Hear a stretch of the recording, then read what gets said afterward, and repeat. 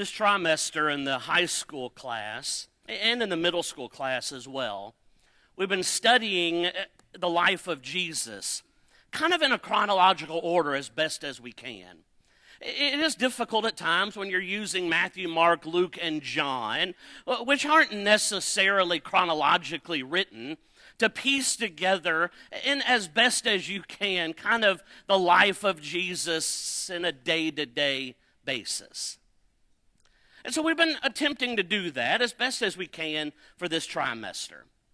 And when you study Jesus that way, it does open up some unique things, to take notice of a few things, to see what a day in the life of Jesus is. There are moments throughout the Gospels that you get indications that help us to understand that this is what a day was. This happened in the morning, this happened in the afternoon, this happened in the evening, or this happened on the next day.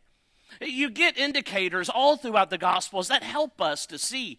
And then when you study that way, there is a unique aspect to it.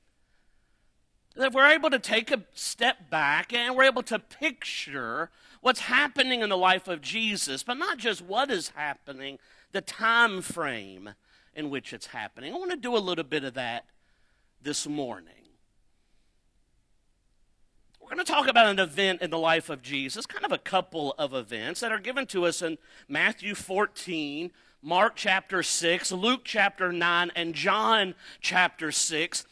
Kind of the context surrounding stories that we're familiar with. Jesus feeding the 5,000, Jesus walking on water along with Peter. Those are events that take place kind of together, but it is the chronological context, if you will, that I really want us to zero in on, that I think will help us to then understand the punch of things surrounding those two stories. One of those things is that we have an understanding that right before these events take place, Jesus had his apostles and he had them together and he sends them out. What we reference as the limited commission. They go two by two and they go out and he sends them out to preach and to teach, and he gives them power to heal the sick, to cast out demons. And he gives them a lot of instructions about things to do and even about things not to do. And then they go out and they spend time teaching and preaching about the kingdom. They spend time healing the sick. They spend time casting out demons. And they are gone for a little while. And then they return. And they return to Jesus tired, but yet excited at the same time. And they are directing to him all that has happened. And so I want you to hold that thought. And then also I want you to hold what Ron just read for us in Matthew chapter 14. The situation with John the Baptist, who is a friend of Jesus, a relative of his, who is unjustly and brutally beheaded by Herod. And the text tells us that Jesus is receiving that news. Now, I want you to think about those two things. And now the realization that Jesus comes up with a plan. And the plan is basically rest. The plan is reflection. The plan is recharging. Jesus has just had devastating news dropped upon him. The apostles have been gone, busy preaching and teaching, and they are exhausted. Jesus is exhausted. And so there is a plan hatched, and the plan is we're going to take a moment. We're going to take just a moment to rest, just a moment to recharge. And so you see that in a couple of places. Let me draw your attention to Matthew chapter 14, where we were. We had just read verse 12. Then his disciples came, took away the body, they buried it, and they went and told Jesus. And now the very next verse, when Jesus heard it, the news about John the Baptist, he departed from there by boat to a deserted place by himself. And so that tells you, Jesus, he needed a moment. He has this news dumped on him, and he gets in a boat, and he goes off by himself to a deserted place. Flip over to Mark chapter 6. You can maybe put a marker in one of those places. We're going to kind of go back and forth from Matthew 13 to Mark chapter 6 quite a bit this morning. But in Mark chapter 6, we have again the story of John the Baptist being beheaded. We have the story of the apostles coming back and reporting to Jesus everything that has had. And so you see again the plan that is taking place. Look at verse 30 of Mark chapter 6. And then the apostles gathered to Jesus, and they told him all things, both at which they had done and what they had taught. Look at what Jesus says. He says to them in verse 31, "Come aside by yourselves to a deserted place and rest a while." For there were many coming and going. They didn't even have time to eat. And so they departed to a deserted place in the boat by themselves. And so now you're piecing these two things together. Jesus receives the news about John the Baptist, a heavy piece of news. He is certainly grieving that, and he takes a moment to go away by himself to a deserted place. The apostles come back from time being away. They are exhausted, they are tired, and they've had tons of stuff going on. And Jesus says, you need to rest a while. And so they get in a boat, and they go off to a deserted place by themselves. Now, I want you to grab a hold of, this was the plan. The plan was, we need rest, we need reflection, and we need recharging. And what often happened with Jesus is what oftentimes happens with us, that even though we may have a plan in place, sometimes that plan isn't going to work out. So how do we respond to that?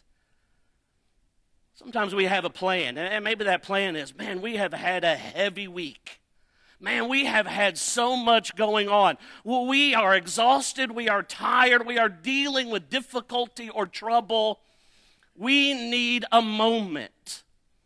So you make a plan, and something then pops up that jostles that plan. How do we respond to that? That happened to Jesus. And again, in Matthew chapter 14, we'll begin at the first verse there at verse 13, at the beginning of it again. We read it just a moment ago. When Jesus heard it, he departed from there by boat to a deserted place by himself. But when the multitudes heard it, they followed him on foot from the cities. And when Jesus went out, he saw a great multitude, and he was moved with compassion for them and healed their sick. Mark will make reference in Mark chapter 6. In verse 32, they departed to a deserted place in the boat by themselves, but the multitude saw them departing. Then many knew him and ran there on foot from all the cities.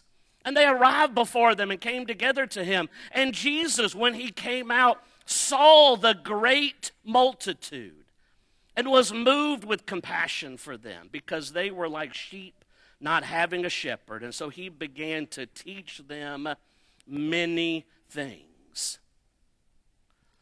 Now, I want us to picture the context of what's going on. Jesus gets the news of his close friend, John the Baptist, who has been beheaded. And he gets into a boat, and he goes to a place, a deserted place by himself.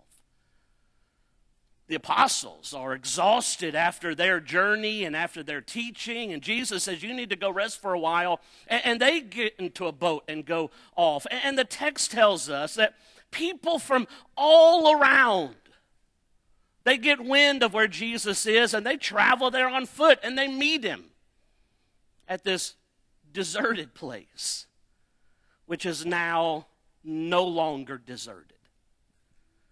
Now, I want you just for a minute to understand the multitude the text calls a great multitude. Have you ever wanted, because of a day, because of what's happening, you're like, man, I just need a moment alone. right? I just need a moment alone. This happens as a parent a lot. I just need a moment alone. And if you are like Kim and I, the one time you're like, I need just a moment, and you go into your bedroom and you shut the door, and 5 seconds later, there's somebody there, or somebody's calling for mom, or somebody's calling for dad, and you're like, man, I just needed a second, just a second, but you couldn't get one. And you've got a little person there needing something, or someone has knocked on the door, or your phone has rang, and you've got to deal with that. Jesus goes to a deserted place to be by himself, and a multitude is there. A great multitude is there. 1 or 2 folks? A dozen folks? Well, the text is about to tell us that this great multitude has 5,000 men that Jesus feeds. 10,000 people, 12,000 people, 15,000 people. That is now in Jesus' deserted place. Thousands upon thousands upon thousands of people. But how does Jesus respond to that? I need a minute. Come back tomorrow. I'll get with you, folks. I want to be there for you, but I need a minute. Come back tomorrow. Come back in a couple of days. I need a couple of hours even. None of that. The text tells us that he is moved with compassion. I don't want to dig too deeply into compassion and what that is really all about, but the text helps us to understand that compassion and being moved with compassion is always about involvement. That's what compassion is. You cannot claim compassion with no involvement. It doesn't work that way. Compassion is involvement.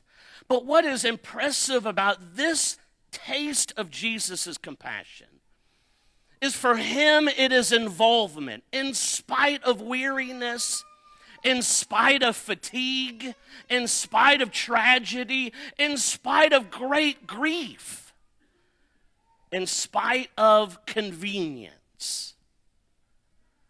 Jesus is compassionate. And it is an incredible lesson for us. Because we have moments like that. Moments of weariness, moments of fatigue, moments of tragedy, moments of convenience and inconvenience, moments of grief. And routinely in those moments, it very quickly becomes inward focused. But Jesus didn't operate that way.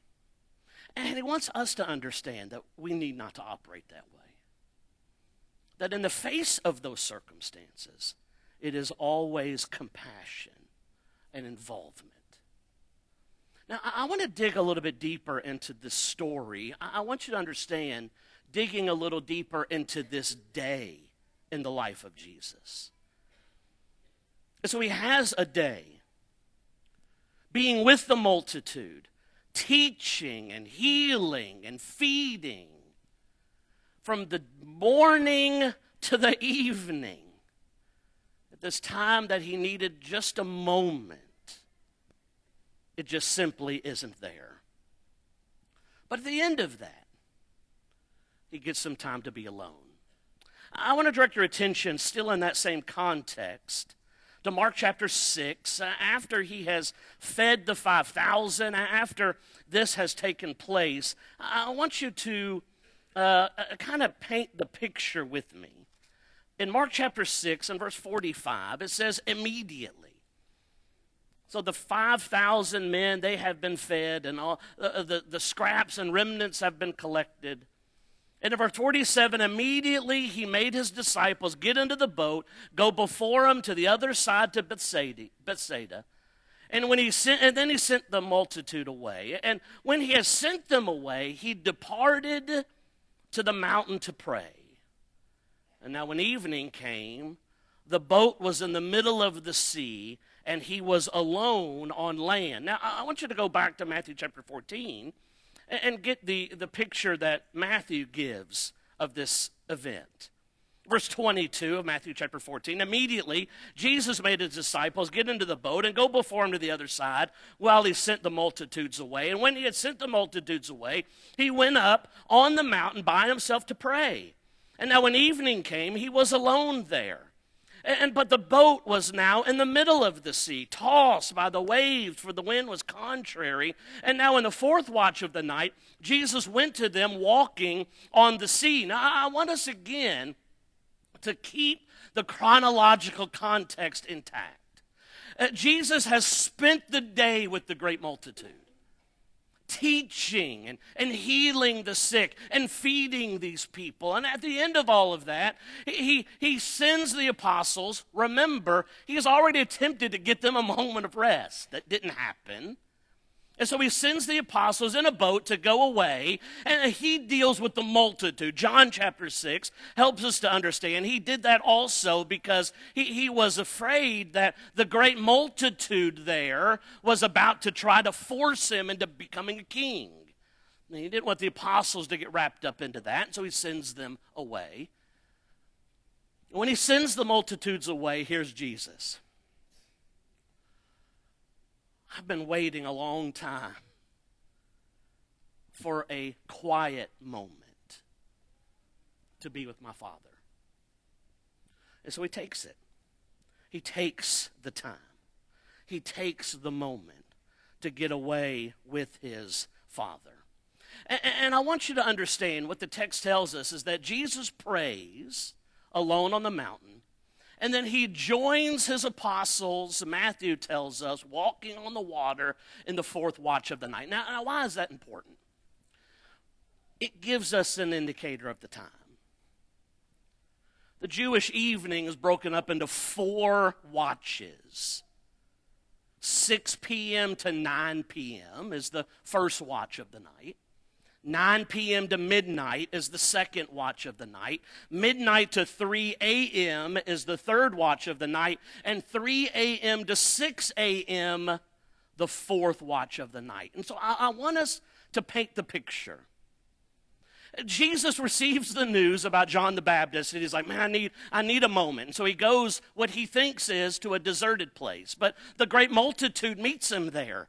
And he spends that whole day with thousands upon thousands upon thousands of people. And he is moved with compassion. And he teaches and he heals and he feeds these people. He had to have been exhausted upon exhaustion. And he sends his apostles away and he says, I need a moment with God. And he goes into the mountain and he prays. I don't know what time that began, but we do know what time it was over. Sometime between 3 and 6 in the morning, he's done. He's walking on the water to meet the apostles. And it shows us the value that that Jesus doesn't just put on prayer. There is great value that he places on prayer. No question about that. But I want just for a moment to consider that Jesus is showcasing to us the value on a quiet time, a quiet place, alone intentionally for prayer. You see, sometimes we get wrapped up into the idea that, listen, we understand there's great value in prayer. There's incredible value in prayer. We need to be praying. And you need to be praying by yourself. Prayer is a very personal thing, and so you need to be praying by yourself. And we make the point that, there's a good time by yourself that you can pray. Maybe when you wake up in the morning, or you're going to bed at night, or you're in the shower, or you're driving somewhere by yourself. Here's a great opportunity to pray. And yes, those are good opportunities to pray. But usually in those moments, whether we are in our beds or we are in our showers or we are sitting at our kitchen table or we are driving in our car, there continues to be stuff happening. But when I study the pages of the New Testament, we see example after example of God wanting us to understand that there is value in being intentional at times about a lone and quiet journey somewhere for prayer. Let me show you another example of that. Look at Matthew chapter 6. In Matthew chapter 6, Jesus is going to do some teaching on prayer. And a lot of times what we focus in on are the negatives that Jesus points to when it comes to prayer in that text. And we need to focus on those. He makes mention of the Pharisees and how they pray and the language and wording that they use that we need to be careful of. And there are points and principles to take from that. But look at what he says about being intentional about our prayers. In Matthew chapter 6, beginning of verse 5, he says, "When you pray, you shall not be like the hypocrites, for they love to pray standing in the synagogues and on the corners of the streets, that they may be seen by men. Assuredly, I say to you, they have your reward." Now listen, when you pray, go into your room. Okay, that was something. Go into your room. Leave where you are. Go into your room. And shut the door, Jesus says. What an interesting way to say that. It's not just go into your room where you can, the Pharisees, they pray in the midst of big crowds. You need to be alone with God. Go into your room. No, you go into your room and you shut the door. You go into the room and you shut the door. Why? You pray to your Father who is in the secret place. And your Father who sees in secret will reward you openly. You see, Jesus says there is incredible value in intentional, alone, and quiet time with God. How much value? Well, in Matthew chapter 14, Jesus has had a day. He's had an incredible day. He had a plan, and it just didn't go through, and he's had people, and he's had teaching, and he's had healing. And he says, listen, I value this alone, intentional time with God. And so he goes up on a mountain to pray. How long? I don't know. But it's sometime at 3 to 4 to 5 o'clock in the morning when he's done. And he meets the apostles walking on the water. Let's close our context with this story. In Matthew chapter 14, I want to read this text together. We're going to make a couple of points about it, and then we'll be done this morning. It says, beginning in verse 22, again you have the phrase, immediately Jesus made his disciples get into the boat, go before him on the other side, while he sent the multitudes away. And when he had sent the multitudes away, he went up on the mountain by himself to pray. And now when evening came, he was alone there.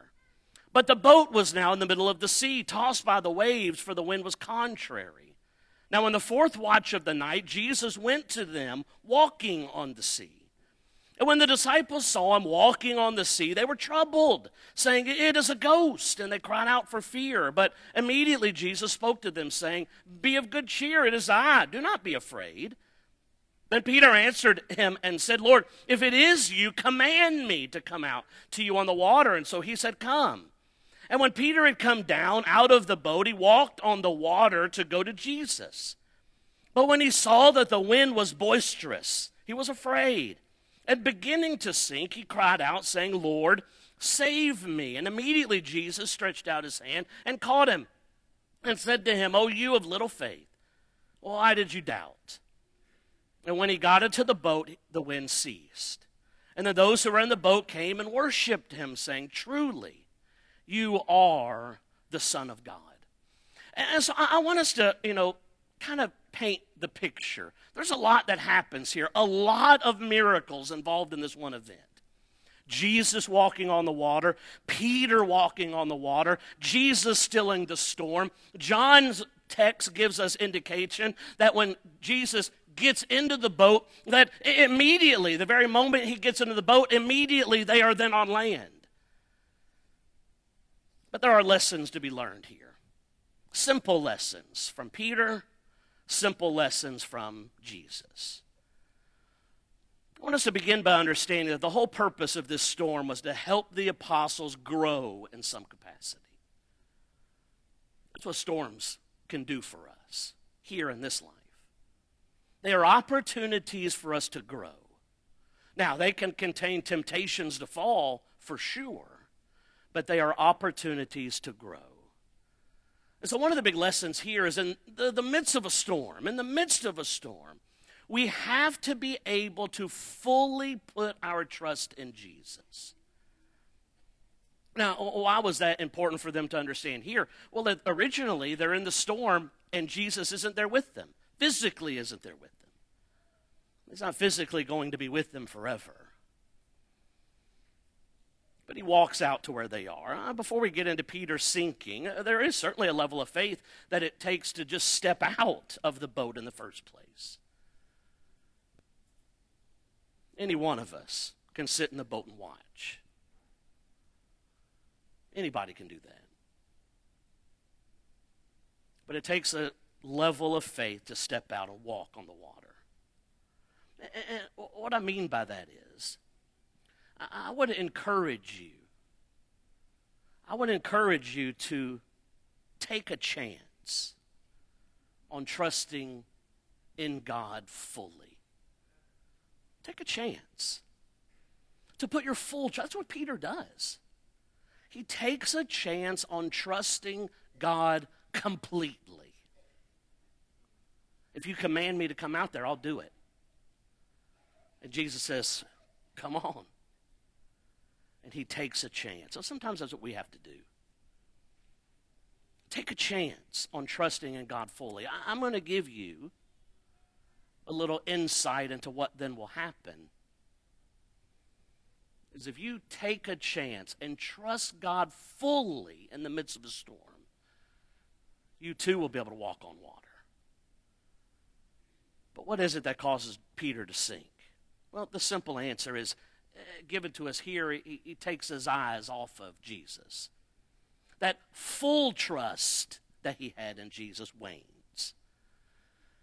He feels the wind. He sees the waves. And he takes his eyes off of Jesus. How do we know that? Well, verse 31 of Matthew chapter 14, the simple question that we have from Jesus himself. Why did you doubt? What's he doubting in? He's doubting in Jesus. Being able to be there for him, being able to help him. But he doubts, and he sinks, and Jesus helps him. Well, one other interesting thing I want to say about Peter before we close with Jesus. There's another piece of credit that I want to give to Peter. There is credit that he steps out of the boat and walks on the water, but there's another piece of credit that I think we sometimes miss. That one we get sometimes, but there's another piece that I think Peter needs credit for that I think is important. And the text kind of articulates it for us a little bit. I'll draw your attention, verse 30. But when he saw that the wind was boisterous, that's Peter, he's looking around, he was afraid, and beginning to sink, he cries out to the Lord, save me. I want to give Peter some credit in for knowing that he was beginning to sink, and then cries out to Jesus. Now you might say, well, what difference does that make? Well, here's the difference. Peter began to sink and cries out to Jesus. He didn't wait till he was drowned.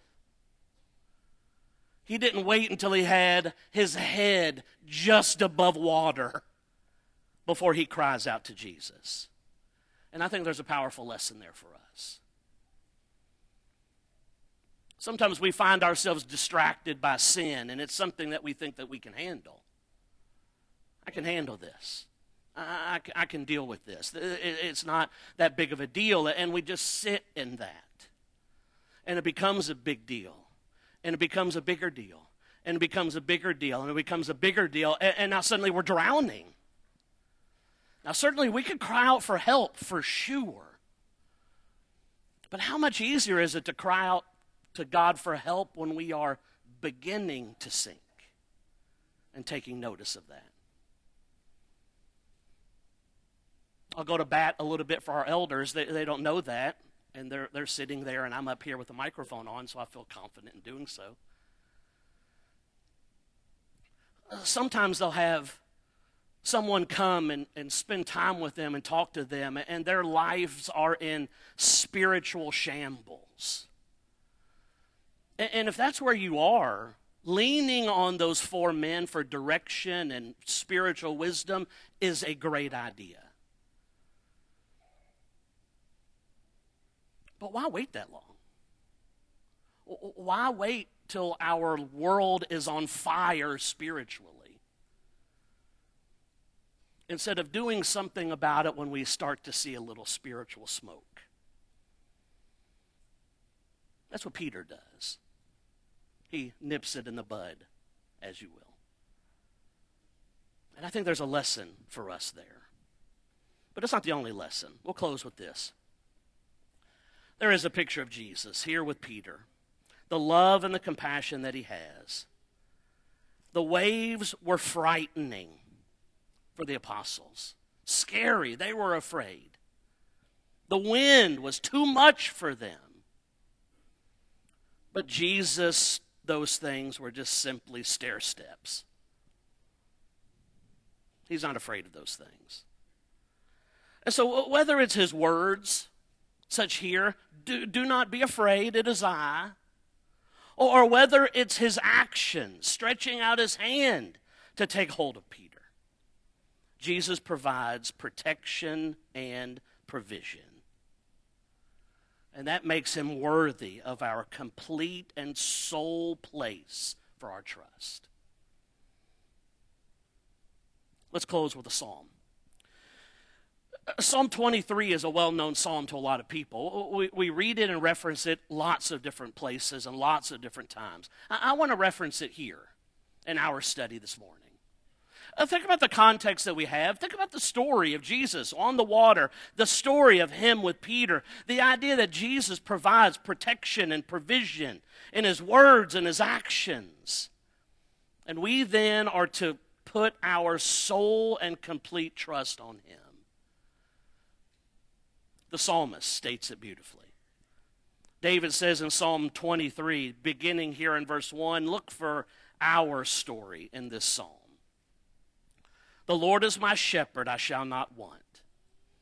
He makes me to lie down in green pastures. He leads me beside the still waters. He restores my soul. He leads me in the paths of righteousness for his name's sake. Yea, though I walk through the valley of the shadow of death, I will fear no evil, for you are with me. Your rod and your staff, they comfort me. You prepare a table before me in the presence of my enemies. You anoint my head with oil. My cup runs over. Surely goodness and mercy shall follow me all the days of my life, and I will dwell in the house of the Lord forever. It was true for Peter on this day, and it's true for us today. Can it make a difference? Putting our full trust in Jesus? Absolutely it can. How so? Well, to close with a comparison. In Matthew chapter 14, when Jesus gets into the boat and the sea is calm, they respond in a certain way. But I want us to acknowledge this is the only time that Jesus has been in a boat with the apostles and calmed the sea. But the reactions are very different. Just a few pages back in Matthew chapter 8, when Jesus is in a boat with his disciples and he calms the sea. In Matthew chapter 8, beginning of verse 23, it says, when he got into a boat, his disciples followed him. And suddenly a great tempest arose on the sea, and so the boat was covered with the waves, but he was asleep. And then his disciples came to him and woke him, saying, Lord, save us, we are perishing. And he said to them, why are you fearful, O you of little faith? And then he arose and rebuked the winds and the sea, and there was a great calm. And here's their response. So the men marveled, saying, who can this be, that even the winds and the sea obey him? Who is this? Who can this be? And now, just a few pages later, Jesus is again in the boat, and he again stills the sea and calms the storm. Verse 32 of Matthew chapter 14, when they got into the boat, the wind ceased. Then those who were in the boat came and worshiped him, saying, truly, you are the Son of God. Incredible contrast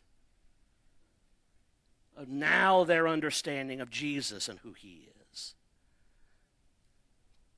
So my admonition to you, Jesus, trust him and allow him to go to work for you. He can do amazing, powerful things. Even in the midst of storm, he can lift us up. Let's pray together. Gracious God, we are so thankful for you and for all that you do, for the love that you have, the compassion that you show, your Son, the sending of him, and the stories that we have that we can read and that we can see, the importance of trusting in you and trusting in him fully. We ask in a simple way, like the apostles did once, Lord, increase our faith and our capacity to take on you in all facets of our life. It's through him that we pray. Amen. Mark's going to lead us in a song of invitation. Jesus, the loving shepherd, I think, just by way of coincidence in a lot of ways. The first line, I believe, I probably should have looked at this a moment ago. Jesus, the loving shepherd, calleth thee now to come into the fold of safety where there is rest and room. What a beautiful, beautiful picture that is. And it is an invitation that each and every one of us have opportunity to respond to. Each and every one of us an opportunity to consider where we are with God. And maybe your consideration brings you to the place of question, brings you to the place of conversation, brings you to the point of baptism. We'd love to help you with any of that. I'll be here in the front as we sing the song. After our service, I'll be standing there in the back, and if there is a conversation or a question that you have, I'd love to help you with that. Let's all think about what Jesus can do for us as we sing this song together.